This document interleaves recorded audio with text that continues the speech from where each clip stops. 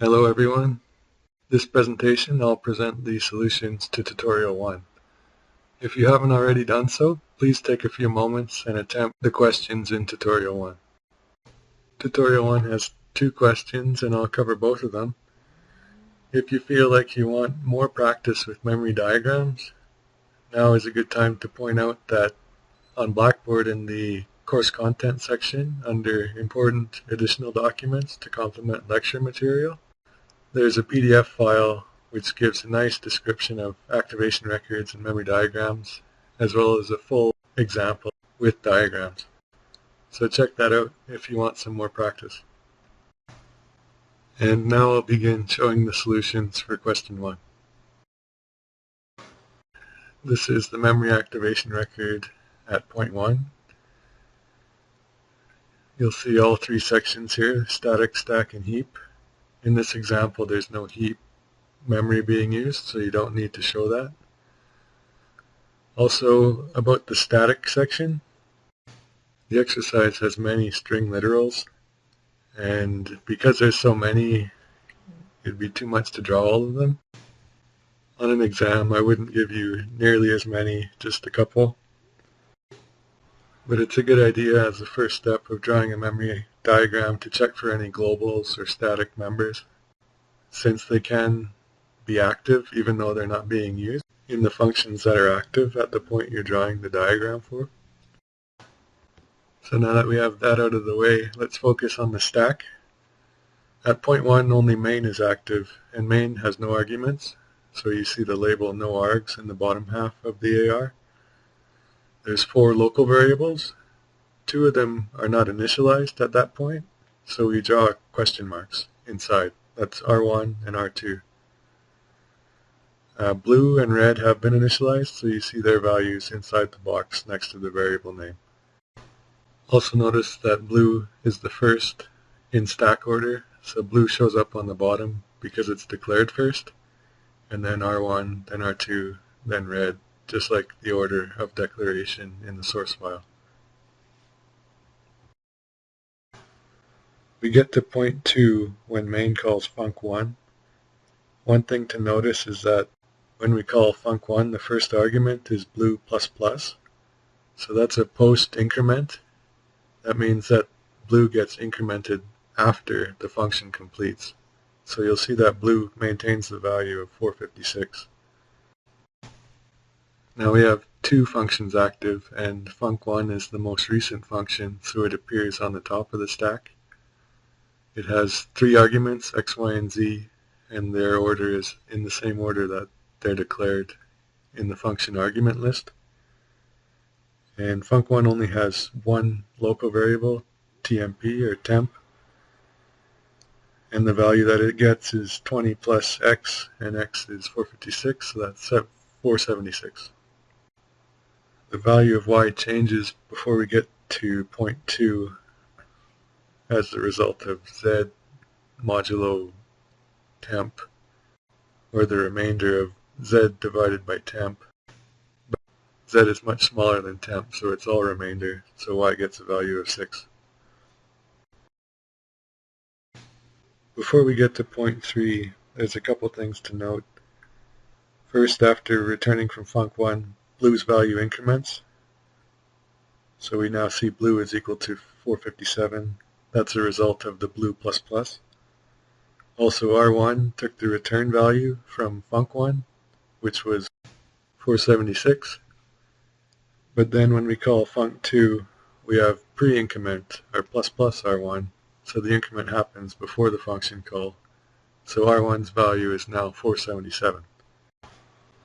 So at point 3, we're active inside func2, and func2 has 1 argument bar and 1 local variable t.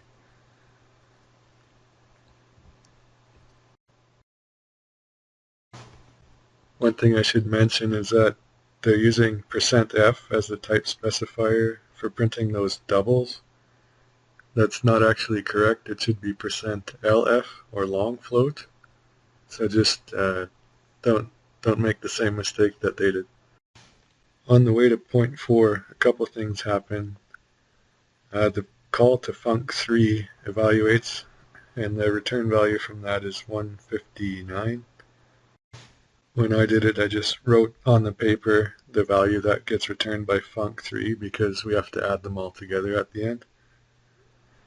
And then the call to func4 happens, and the argument gets bar minus 3, which will be 474.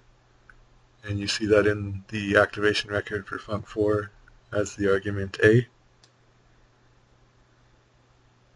And func4 also has one local variable, x, which has value 2. As we move towards point 5, the call in func4 finishes and returns a plus x, which is 476. And then we're inside of the return for func2, which is 159 plus 476 plus 4.5, and that's 639.5. In this case, we do keep that 0.5 because t is a double. However, because func2 returns an integer, that 0.5 gets cut off, truncated. So the return value for func2 is 639. And that gets assigned into R2 in main. And that completes the exercise. For exercise 2, we're asked to say what the output is. And the function main declares 3 variables, an int, double, and a char that get passed to the display function. Inside of display, there's 3 calls to printf.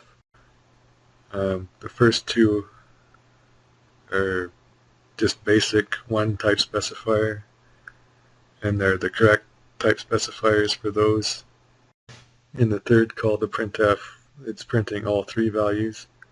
Also keep track that there's 2 /n's, so there'll be a total of 2 blank lines before here are all gets printed. The first integer a gets printed with a %4d, so that means that the width of the field will be 4. So in the output that you see on the slide, there's 2 spaces before 24 for a total of 4 characters there. Same with b, which has 2 spaces before because we had %3, which makes the field 3 characters wide.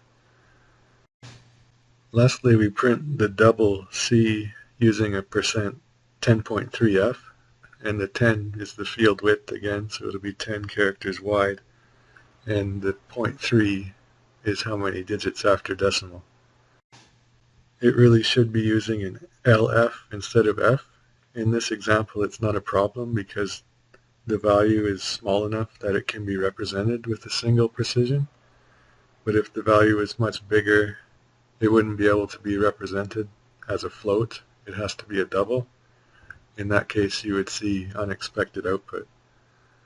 But because the value is small here, we do see the correct number, 899.562. The 3 doesn't show up because we have only 3 digits showing after the decimal. And that completes exercise 2. In this tutorial, you got to practice drawing memory diagrams and refreshed on type specifiers and formatting output using printf. If you had any questions, email me or post to the discussion board.